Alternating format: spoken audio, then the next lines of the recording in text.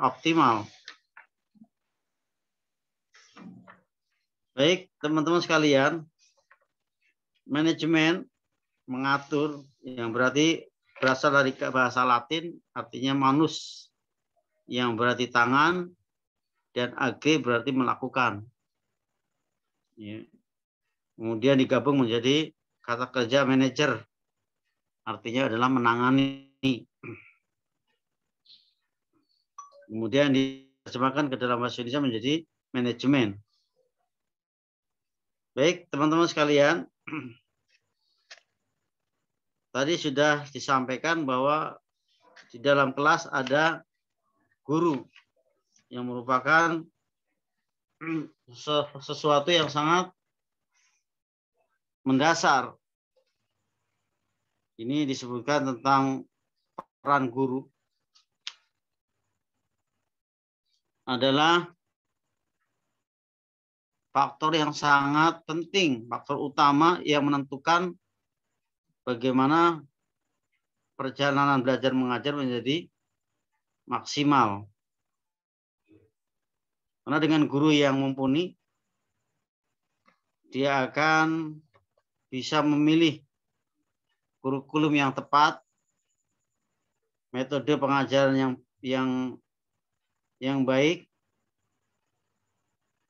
Di samping itu, guru akan menjadi teladan dalam menanamkan nilai-nilai luhur, ya, dan moral spiritual kepada muridnya.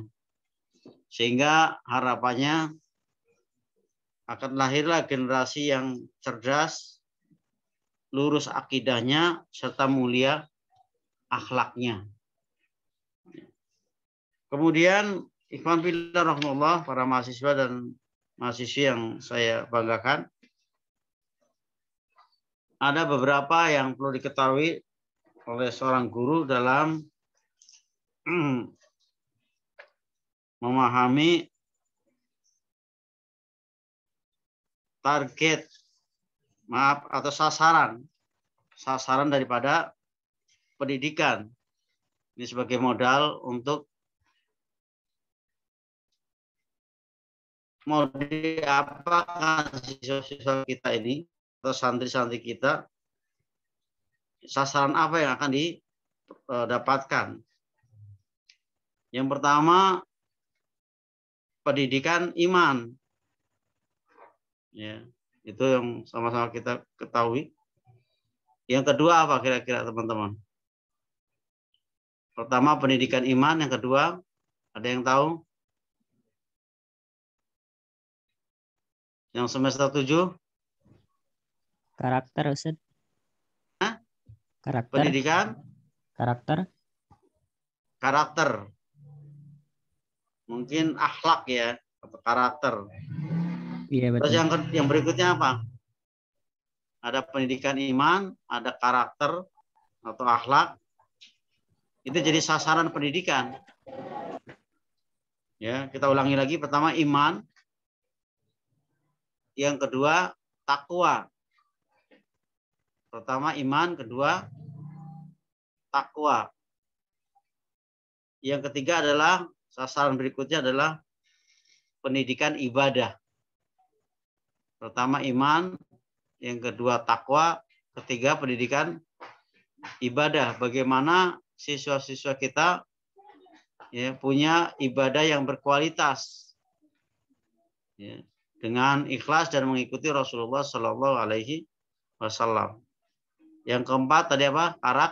Karakter atau pendidikan akhlak. Kemudian ada yang lain, pendidikan iman, pendidikan takwa, ya, sasaran pendidikan iman, pendidikan takwa, pendidikan ibadah, kemudian sasaran pendidikan karakter atau akhlak. Yang lain ada yang tahu? Semester 7? Sosial mungkin, Ustaz. Masuk tidak? Ya, pendidikan sosial. Ya. Kemudian berikutnya,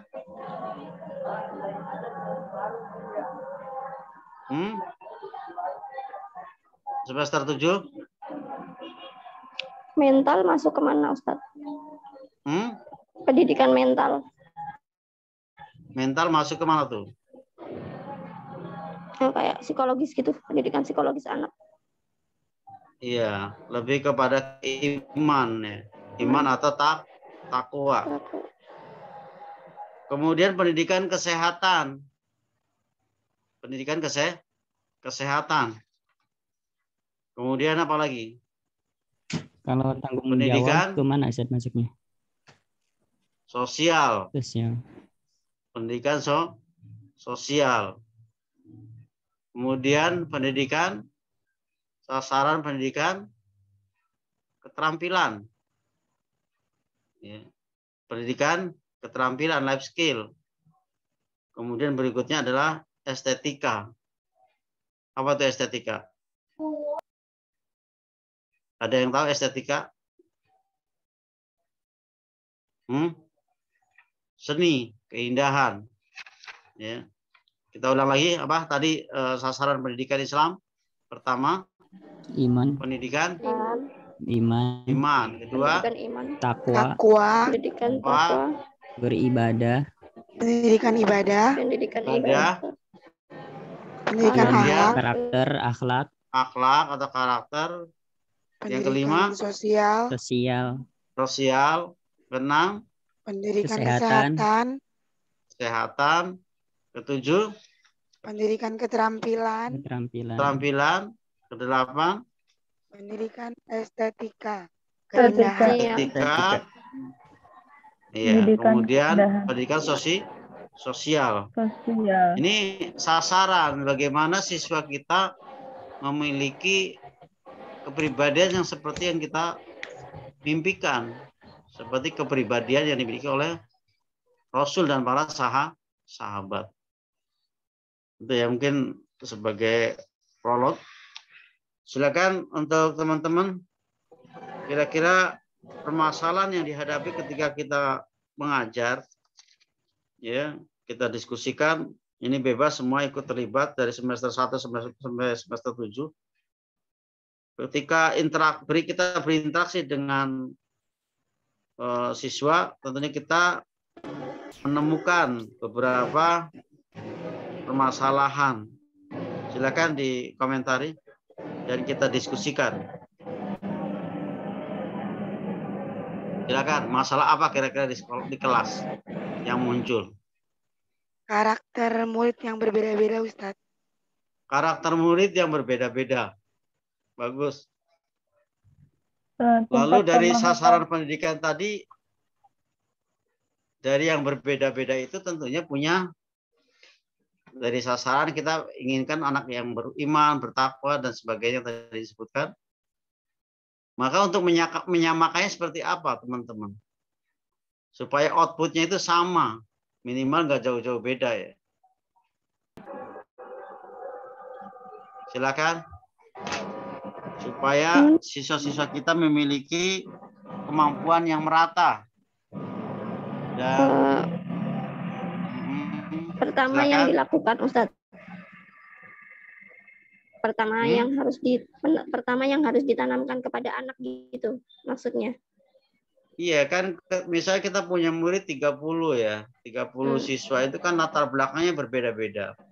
Kira-kira yang kita lakukan supaya mereka outputnya nanti setelah lulus SD atau lulus SMP, SMA dan sebagainya sama, kira-kira dalam kelas itu apa yang harus dilakukan oleh guru kelas? Kalau yang pertama yang harus diterapkan, kita pendidikan akidahnya dulu, Ustaz. Ya, bagus. Pendidikan akidah. Yang lain? Ditanamkan dulu. Yang lain teman-teman?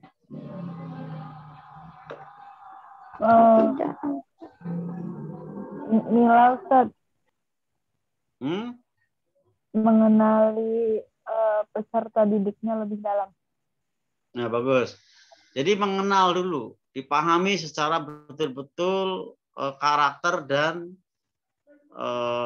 secara psikologi.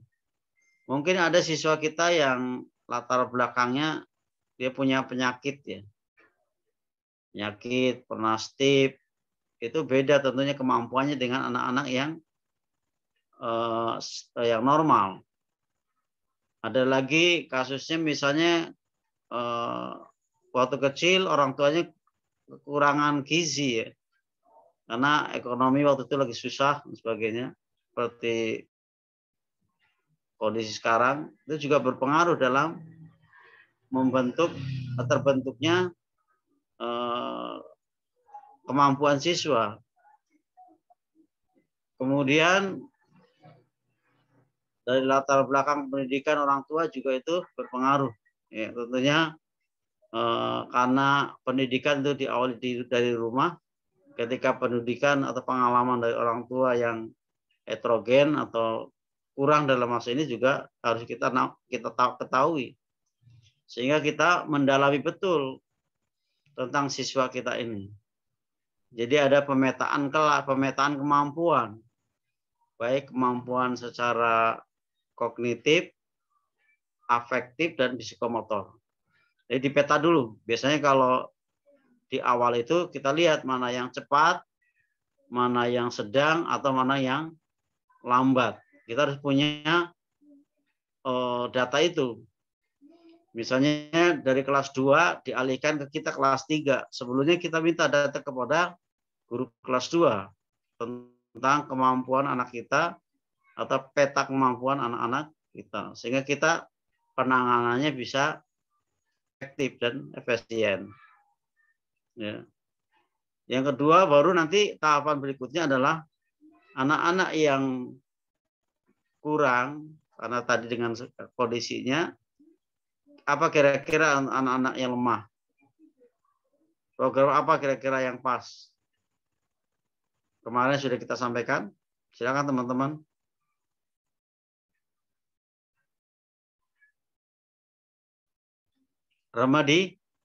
Remedial. Ya, remedial untuk anak-anak yang kurang.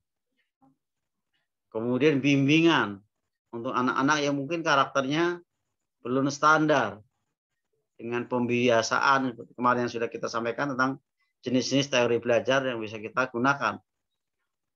Kemudian apa lagi? Pembiasaan ya, untuk anak-anak yang belum bisa tertib.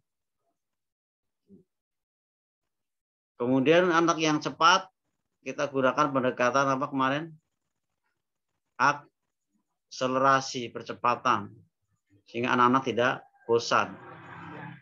Itu termasuk harus diketahui oleh guru pengelola kelas dalam menangani anak-anak yang tadi, yang heterogen.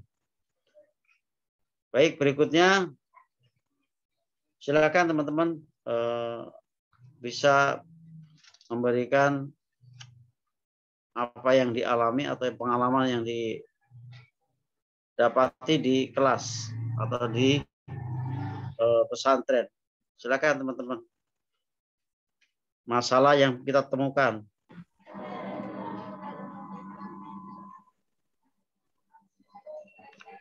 Silakan. Membuat kesepakatan peraturan dengan siswa, Ustadz. Enggak, yang pertanyaannya adalah temuan apa yang kita dapati di kelas. Oh. Nanti baru kita carikan solusi. Silakan temuan-temuan di kelas yang mungkin kita merasa agak sulit menangani, kira-kira apa yang harus kita lakukan. Silakan teman-teman. Tadi udah ada yang jawab belum, Ustadz? Yang misalkan contoh ada kasus bertengkar kayak gitu. Bertengkar. Silakan teman-teman, kalau ada yang bertengkar, siswa itu harus diapakan?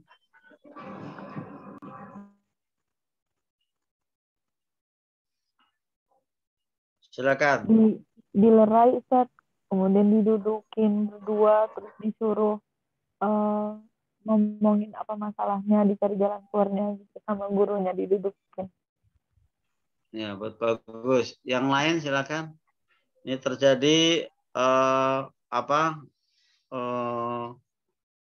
permasalahan di kelas adalah anak-anak ada beda pendapat ya, atau mungkin kalau sekarang pembulian misalnya yang sering muncul. Ya. konflik. Tadi sudah disampaikan teman kita didudukkan. Silakan yang lain.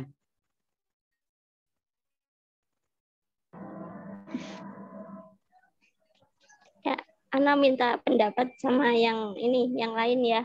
Karena barusan kejadian sama santri Ana bertengkar. Iya, silakan teman-teman. Ya.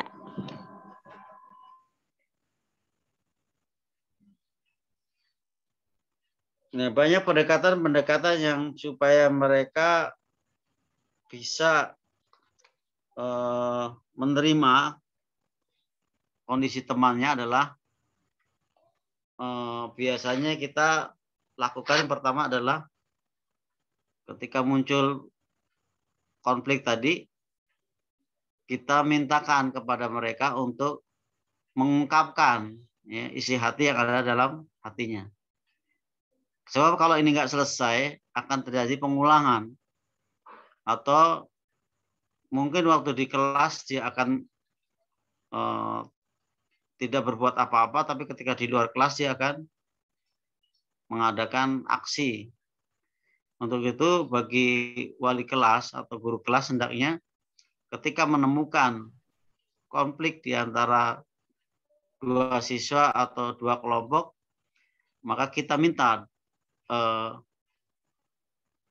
kepada siswa untuk mengungkapkan apa yang dia alami. Misalnya A dan B berantem atau berkelahi, kita tanyakan dua-duanya supaya tuntas. Terus yang penting adalah mereka menemukan apa kesalahan yang dia lakukan supaya dia sadar. Jangan kita semena-mena memarahi mereka, kamu itu nakal, kamu itu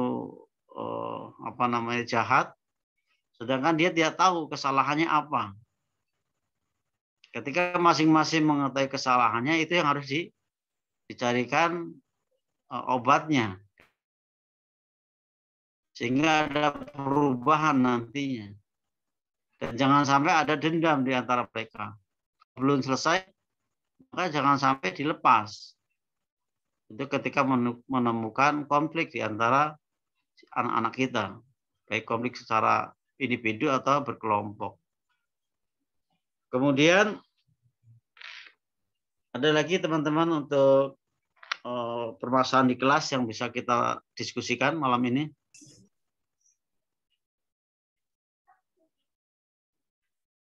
Baik, kita teruskan tentang bagaimana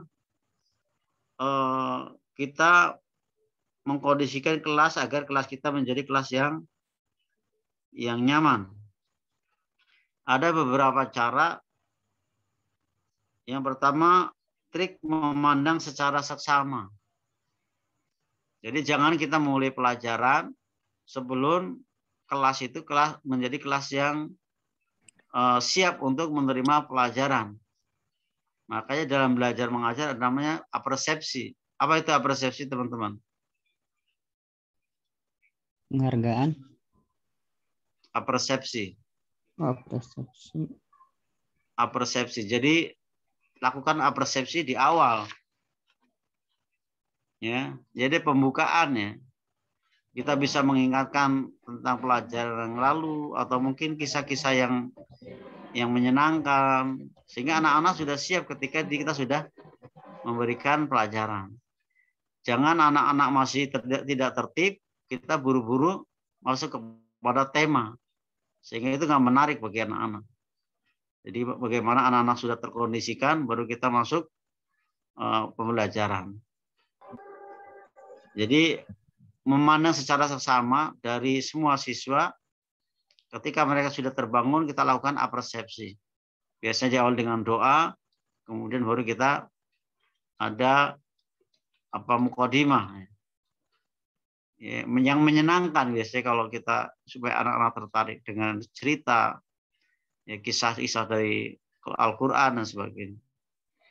Atau motivasi yang kita berikan kepada dia, kepada anak-anak kita.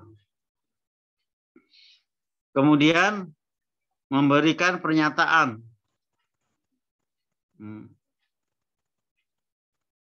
Misalnya bapak atau ibu menunggu kalian tenang. Nah, itu pernyataan. Pernyataan-pernyataan yang menyejukkan. Bapak akan mulai belajar kalau kalian sudah siap, sudah rapi. Mulai dengan pernyataan. Kemudian ada juga ketika ada anak yang masih belum siap, ada metode itu dengan cara gerak mendekat. Biasanya anak-anak ketika diusap ya bahunya atau kepalanya dia akan mudah ya. Digerak mendekat ketika siswa yang masih dalam kondisi tidak siap atau ada siswa yang masih terpengaruh dengan kejadian sebelumnya, misalnya di rumah dimarahin orang tuanya, ya, atau mungkin sama temannya, dia mengalami frustasi atau marah. Ya. Jadi dengan gerakan mendekat, tentunya dengan rasa pendekatan yang merasa bahwa dia itu sedang dalam kondisi aman. Kemudian memberikan reaksi terhadap gangguan dan kekacauan siswa. Ya, menegur siswa yang agresif.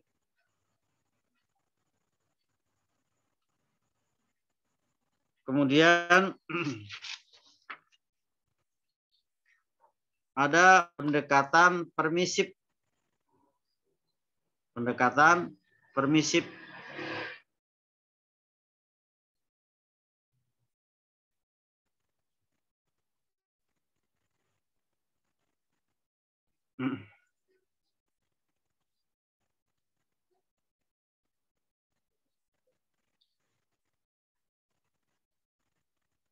Silakan teman-teman, mungkin ada yang mau disampaikan.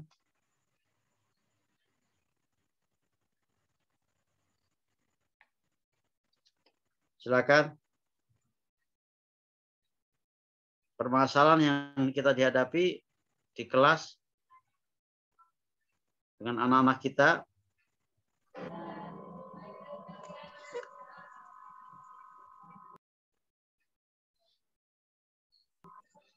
Jadi kalau permisif itu tidak kaku ya.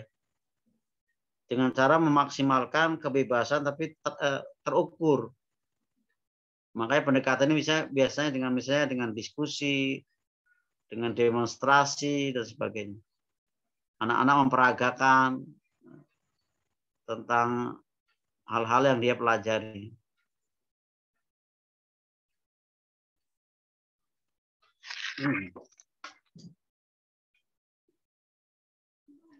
Silakan.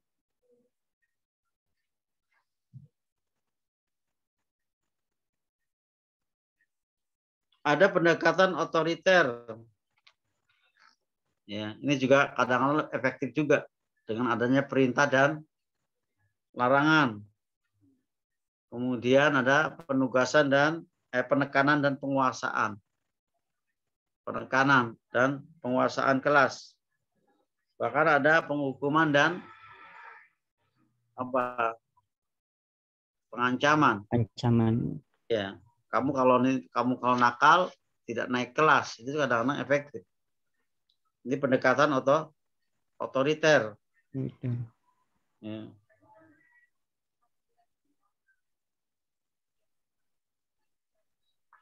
Kemudian yang lain silakan teman-teman.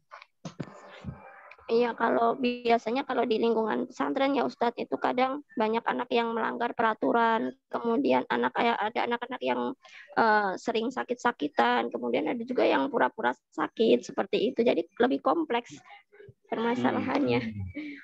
Gitu. Baik. Ketika kita menghadapi anak-anak yang seperti yang tadi disampaikan, sering sakit, kemudian pura-pura sakit, itu biasanya ada sesuatu yang dia tidak nyaman. Mungkin yang sering terjadi adalah tidak mampu untuk mentuntaskan materi yang dia dapatkan dari guru dengan beban yang mungkin guru tidak memahami ketuntasan, sehingga dia merasa tidak mampu, kemudian menjadi ya apa namanya tidak punya semangat, kemudian dia mencari-cari alasan. Yang paling mudah adalah misalnya sakit dan sebagainya. Maka pernah saya menangani beberapa anak yang sampai kesurupan, orang tidak sadar, ternyata setelah digali informasi dari yang bersangkutan, dia tidak mampu untuk mengikuti pelajaran matematik, sehingga terjadi sampai sakit depresi. Atau dia punya permasalahan dengan temannya,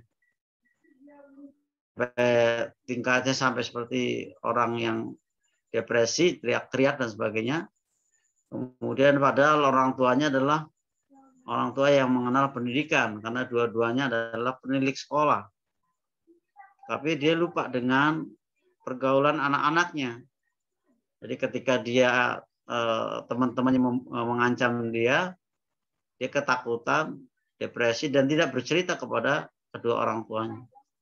Tapi setelah digali informasi dari anak tersebut, kemudian kita carikan solusinya. Dan ketika ditanya, dia tidak bisa mampu bergaul dengan teman-temannya di sekolah itu. Maka ada pendekatan, misalnya sementara homeschooling dulu di rumah, atau pendekatan lainnya adalah pindah sekolah. Jadi harus ada solusi. Kemudian ada juga kejadian ya, yang anaknya marah-marah di rumah, itu juga karena berakibat pengaruh dari teman-temannya yang di sekelas membulinya. Makanya sebagai guru kita harus paham betul ini permasalahannya apa. Ya, dirunut dari belakang. Apakah dia nggak mampu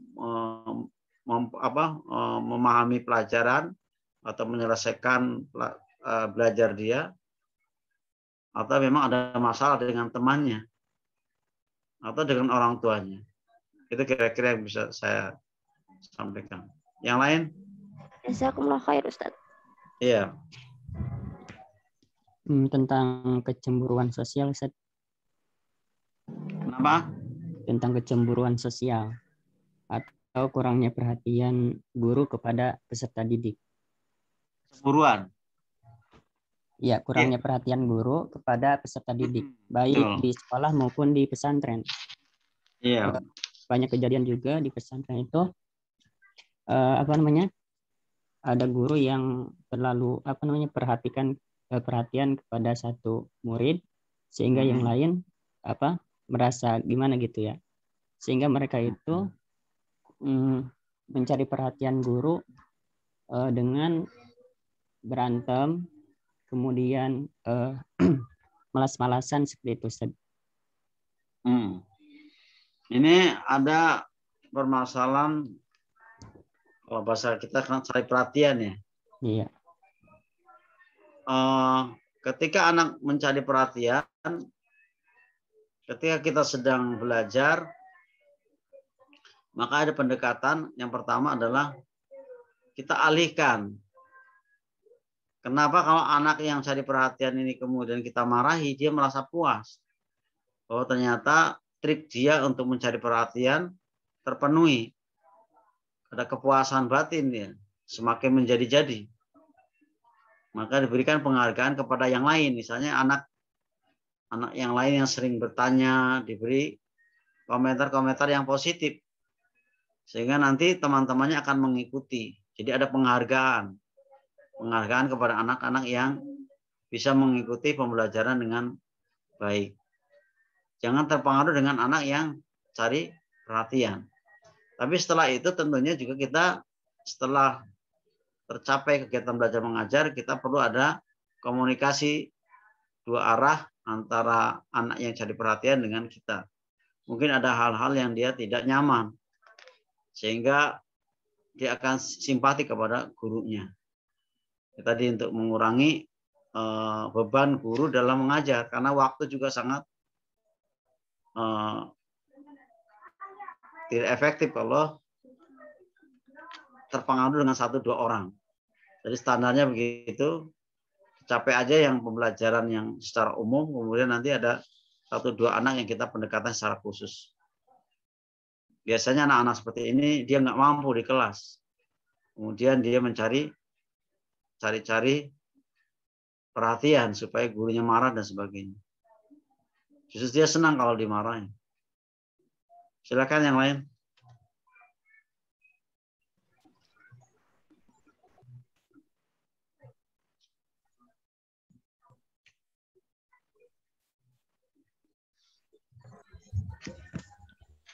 Silakan. Kurangnya minat siswa terhadap pelajaran, Ustaz. Kurangnya minat. Iya. Minat belajar ya. Minat belajar gitu. Jadi kalau setiap belajar suka males-malesan, suka main-main, jadi nggak pernah fokus gitu, Ustaz.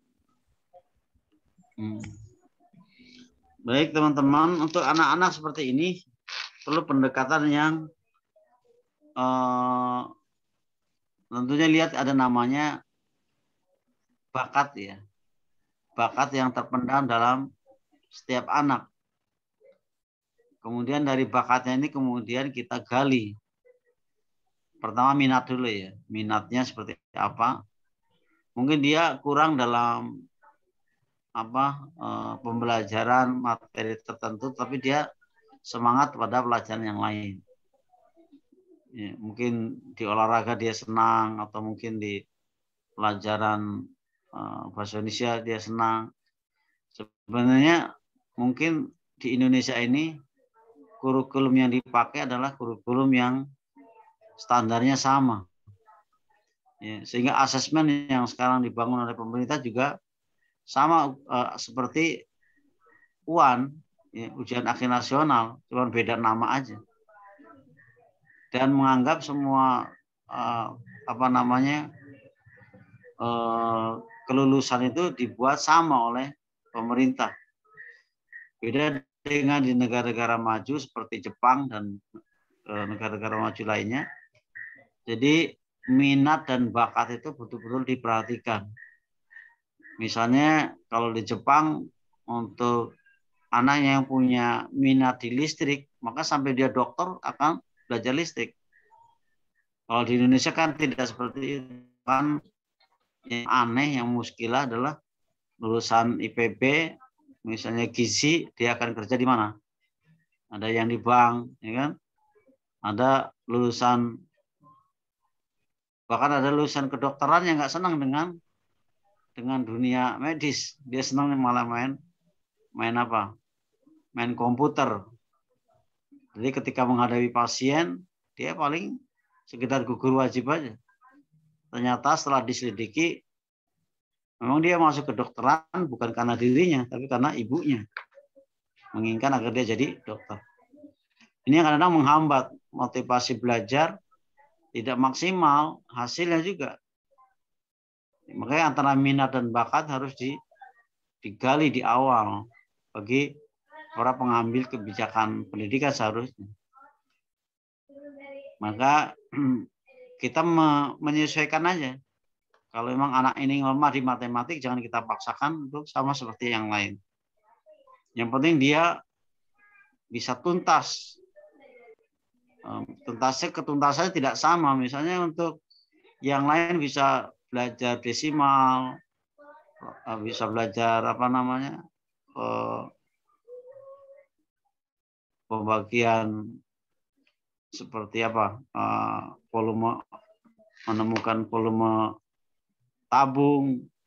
Khusus anak-anak yang lemah di matematik, kita kenalkan yang paling sederhana, misalnya penambahan, pengurangan, perkalian, itu sebagai dasar matematik. Jadi jangan disamakan. Begitu juga anak yang memang lemah di nahwu dan sorof misalnya, itu jangan dipaksakan bagaimana dia mampu di bidang itu. Mungkin ada bidang lain yang dia bisa menonjol. Maka bagi seorang guru itu jangan putus asa kita cari keunikan, ya, potensi anak-anak kita.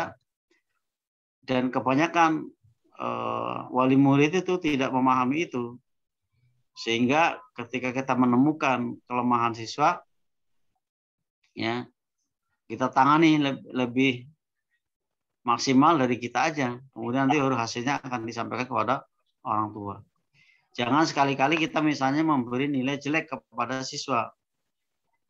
Misalnya anak siswa kita dikasih nilai 4, kemudian dia pulang ke rumah, orang tuanya marah, ya, pulang kerja marah, dianggap anaknya bodoh, sampai di sekolah dikatain teman-temannya bodoh, gurunya juga menganggap dirinya bodoh, maka anak-anak seperti itu kemungkinan lebih betah di luar sekolah atau di luar rumah. Maka dia akan bergerombol dengan teman-temannya, akan menjadi apa? Pemicu kenakalan remaja. Ini nggak selesai karena di sekolah tidak tuntas, di rumah juga tuntutannya seperti itu, sehingga dia lebih senang dengan teman-temannya. Ini yang terjadi di kita, Masya Allah ya. Di remaja-remaja yang kebablasan, mereka tidak mau diatur karena pendekatan di sekolah dan di rumah tidak memenuhi standar pembinaan yang baik. Itu kira-kira. Yang lain silakan. Ya Ustadz, makasih. Ya, mungkin ini Ustadz perlu mengelola kelas dengan baik, yaitu dengan menciptakan pembelajaran yang efektif dan efisien. Dengan ini proses belajar yang menyenangkan dan tidak monoton gitu mungkin. Ya. Metode dalam mengajar itu perlu ada pengembangan. Ada bisa metode diskusi, metode bercerita, metode apa lagi? Demonstrasi, metode tanya jawab. Kemudian ada metode apa? Observasi. Anak-anak mengobservasi, mengamati. Makanya para pakar-pakar pendidikan sudah mencoba untuk mencari beberapa terobosan. Salah satunya adalah pendekatan yang kalau di kurikulum 2014 itu K4 ya, membuat apa? Proyek. Ya. Jadi merangkai semua kemampuan-kemampuan yang dia dapati, dipelajari, kemudian dibuktikan dengan membuat proyek. Ya. Proyek sesuai dengan standar apa usia. Kalau anak TK mungkin membuat proyek, membuat kapal-kapalan, mungkin anak SD membuat peta dan sebagainya. Sehingga semua unsur ilmu yang dia dapati dari berbagai jenis ilmu dia akan sinergikan dengan membuat proyek. Jadi jangan monoton di kelas saja, menghafal saja, tapi nggak pernah diberikan pelajaran keterampilan. Makanya keterampilan tadi penting, skill. Sehingga anak-anak tergali potensinya. Makanya negara-negara maju itu keterampilan itu betul-betul diperhatikan. Sehingga nanti lulus kuliah atau lulus SMA dia bisa mandiri. Kalau di kita masih nanggung, jadi tidak maksimal, masih setengah-setengah. Metode dengan metode penting sekali, metode yang variatif dan pendekatan yang berbeda-beda. Setiap siswa tentunya perlu pendekatan yang berbeda-beda. Silakan yang lain.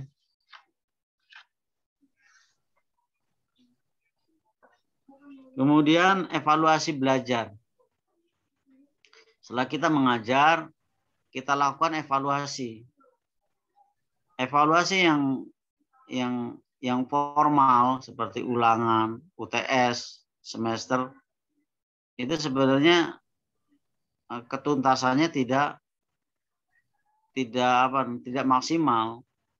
Terutama kita mengenal dengan UAN itu, ujian akhir nasional. Itu jarang anak-anak yang bisa selesai mampu secara maksimal sampai target kurikulum. Makanya evaluasi yang kita buat jangan terlalu formal, buat evaluasi yang memang anak-anak itu nanti betul-betul mampu. Gunakanlah misalnya beberapa metode setelah kita mengajar, ada feedback. Kita tanyakan kepada mereka, nggak mesti ditulis. Misalnya anak-anak setelah belajar tentang ilmu sains tentang hujan ya, ditanyakan bagaimana terjadinya konsep terjadinya. Jadi dia bercerita. Kalau anak-anak sudah menyerap, berarti terpenuhi dari target yang kita inginkan. Makanya sebelum mengajar kita buat apa tuh?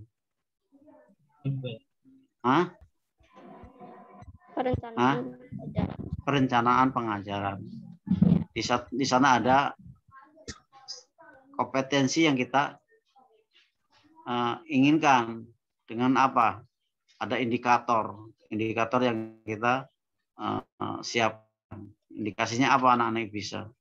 Jadi nggak mesti ditulis. Kadang-kadang teman-teman terlalu ribet. Jadi evaluasinya selalu menulis yang formal. Padahal kalau misalnya ditulis kemudian tidak bisa juga, evaluasinya jadi nggak maksimal.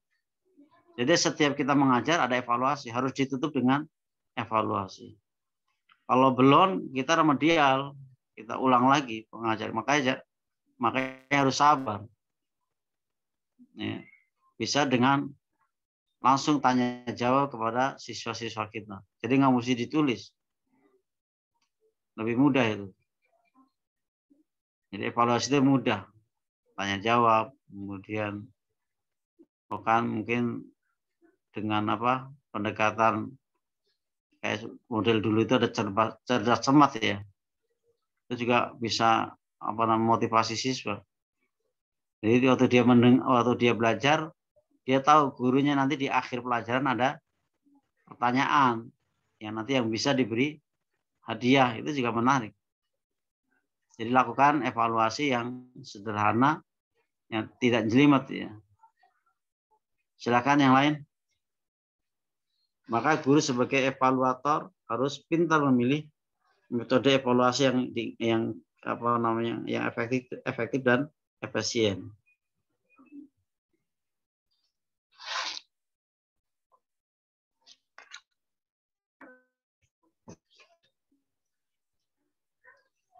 Silakan 5 menit lagi. Tadi ada 8 sasaran pendidikan yang masih ingat teman-teman, silakan yang bisa mengulang. Pendidikan iman. Pendidikan iman. Pendidikan takwa. Pendidikan ibadah.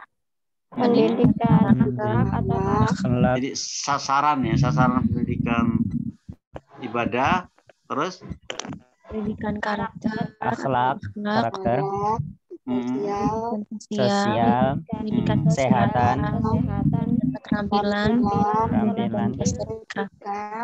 etika atau keindahan. Kemudian yang terakhir apa tadi, seni ya? Seni. Keindahan. Itu teman-teman yang bisa kita sampaikan. Kemudian tadi manajemen kelas. Apa pengertian manajemen kelas tadi yang kita diskusikan? Anda bisa jawab? Kak Mia silakan. Kok Ana? Tadi dari bahasa Latin tadi ya Ustadz. Yang manage tangan, kemudian melakukan dalam bahasa dikenal menangani. Kalau di dalam bahasa Indonesia biasa disebut dengan manajemen, pengelolaan ya. Apa tadi? Agree melakukan, manus berarti tangan. Manajer berarti menangani. Manajer berarti menangani. Iya. Manajer artinya menangani, mengelola. Kemudian diterjemahkan menjadi bahasa manajemen Indonesia, dalam bahasa Indonesia.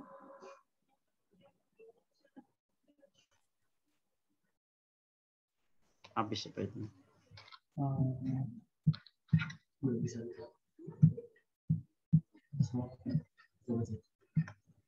Ya. Gimana teman-teman? Kedengaran nggak?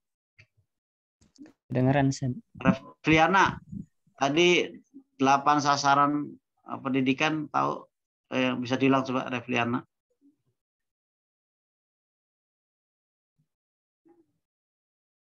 Ada Refliana?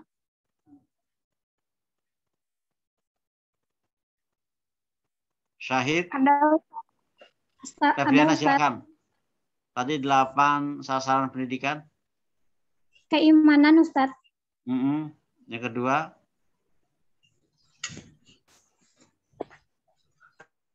Yang kedua apa tadi? Keimanan. Terus? Karakter. Ketakwaan dulu ya. Keimanan, ketakwaan.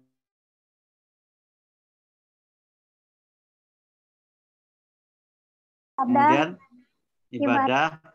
Sosial. Kesehatan. Keterampilan. Iya, life skill, keterampilan. 8, seni. Seni Ustaz. Iya, alhamdulillah ya. Furqan. Ustaz. Silakan. 8 sasaran pendidikan tadi. Sasaran pendidikan yang pertama adalah pendidikan keimanan. Kedua, pendidikan ketakwaan.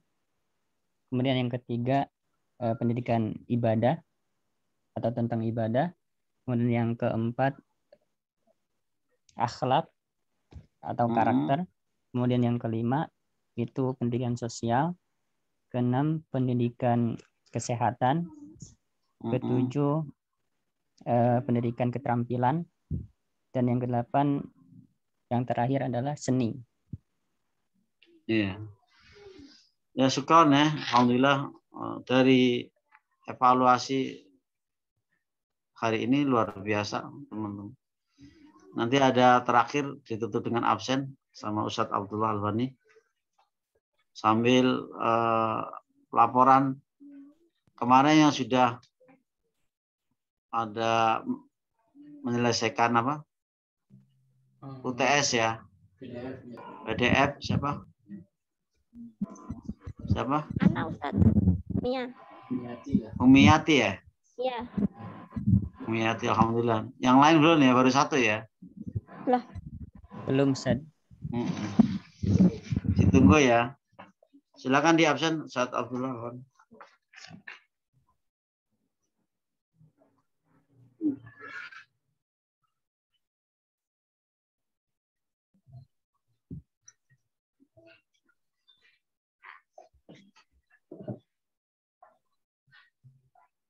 Baik, kita mulai absen ya Pak ya.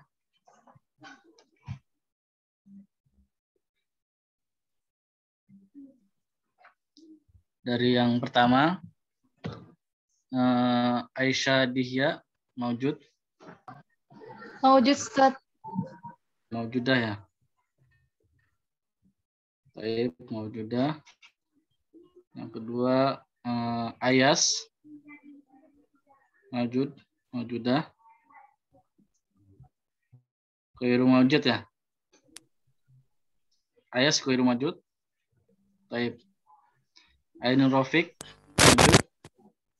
Maujud Ustaz. Baik, Maujud. Heb Perdana ada? Maujud. Ada Ustaz. Baik. Muhammad Furqan. Maujud, hadir. Hadir. Muhammad Kevin, Maujud.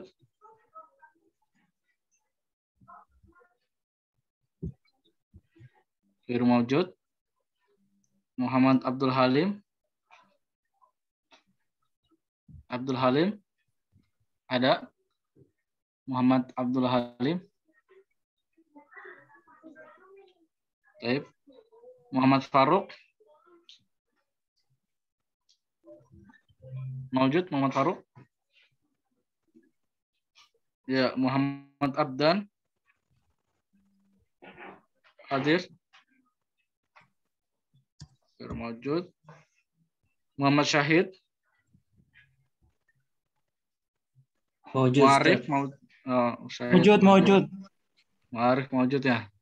Nah, Baik. Mila bisa mawjud. tinggal dari Zoom nih Ustaz ya. Kenapa? Udah bisa tinggal dari Zoom. Oh, Yang udah nanti absen. kita tutup ya setelah absen ya. Nah. Fadhil. Mila mawjudah. Mila. Iya Ustaz. Mia mawjud. Maujudah Ustaz. Mawjudah. Taib. Nur Petri. Mawjudah Ustaz. Khairat. Maujudah Ustaz. Taib. Nur Aisyah.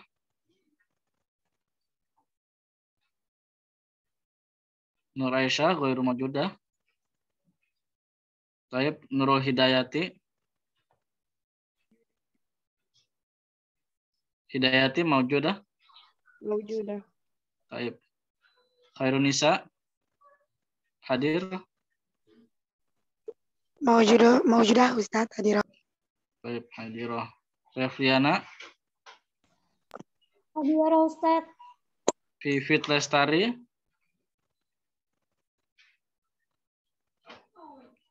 Ada Vivit Lestari. Hashim Asyari. Trihandoko. Supriyani hadir. Widiantari hadir. Hadirah. Agustina. Widiantari Agustina. Ghairu mawjud ya. Umiati mawjudah. Agustina hadir Pak. Tadi Ustaz Oh. itu yang Mia itu atas nama Umiati Stianingsih Ustaz. Oh. Siapa? Umiati. Mia. Yang Mia itu Oh, atas nama Mia itu Umiati Umiati Stianingsih. ya. Taib. Ya. Bukan dua orang itu satu. Oh, satu orang ya. Taib. Agustina juga Pak, cuma satu orang namanya. Oh, Widiantari berarti Agustina ya? Panjangannya. Beda Pak, saya Agustina. Oh, Agustina beda ya. Widiantari beda lagi ya. Nah, Widiantari mawjudah. Taib. Zapari. Mawjud Ustaz. Taib. Safa Nadira. Ghairu mawjud. Rahmalia. Hadir Ustaz. Hadirah. Huzaifa. Taib. Ada yang belum disebutkan? Ustaz Muhammad Abdul Halim hadir Ustaz. Ana Ustaz. Siapa namanya? Fahmi Mubarak Ustaz. Fahmi Mubarak. Sepertinya. Ana juga belum Ustaz. Siapa namanya? Putri Tresya. Putri Etresa dengan Fahmi Mubarak. Ada lagi? Atoya Ustaz. Atoya. Muhammad Ada Abdul lagi? Halim Ustaz. Ini Ibnu Rasik ya. Nah, nanti yang belum absen mungkin bisa hubungi Ana supaya nanti dimasukin ke Excel-nya ya, supaya dimasukkan ke absennya ya. Ana tadi terlewat Ustaz. Abdul Halim. Dan Taib Abdul Halim ya. Ya, Taib. Nanti yang belum absen sekiranya mungkin bisa hubungi Ana di grup atau di Japri, silakan. Kita cukupkan ya. Tadi ada Putri, Atoya, terus siapa lagi yang belum absen? Fahmi Ustaz. Fahmi ya. Ya, tadi belum dimasukkan ya. Kita cukupkan dengan membaca doa kafatul majelis. Subhanakallahumma bihamdik asyhadu an la ilaha illa anta astaghfiruka wa atubu ilaik. Wassalamualaikum warahmatullahi wabarakatuh. Waalaikumsalam warahmatullahi wabarakatuh. Syukran Ustaz, jazakallah khair, izin live. Afwan ya. Izin live Ustaz.